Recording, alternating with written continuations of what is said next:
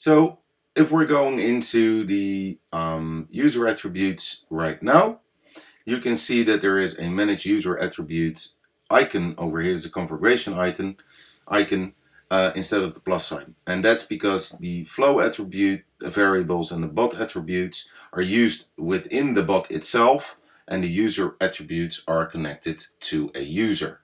So if you click here, you can use a manage user attribute. You get a new field. All the customizable ones will be shown up here, but you can also go into manage audience and use manage user attribute, and you can enter the fields here. This data is stored at the user and will be available every interaction the user has with the bot, if not changed, of course.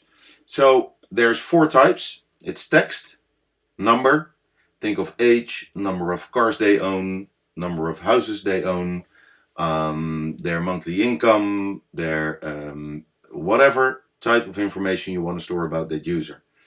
Date, this could be a anniversary, their date of birth, etc., etc., and a yes, no option. Now, if you store the age in a number, you can actually say they're over 18 or 21 in the US for alcoholic promotions, things like that. It's just small little things that I can think of that you could store. Also, what I'm going to do now is favorite pet, save that as text and say add. Save. If I now go into my own account, it will say user custom attributes favorite pet, and I can do dog.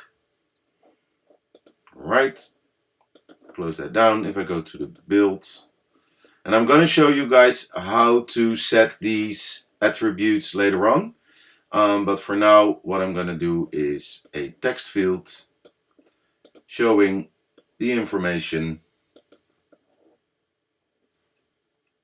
user attributes, user favorite pet. There you go.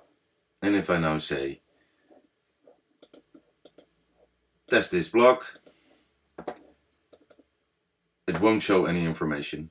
Reason for that is because it's not connected. It's not my account that we're using. This is just a guest user, remember? And again, this is stored to my audience record, my personal account. So that's why it's not showing. If I'm going to build, I'm going to delete this, and that's the user attributes.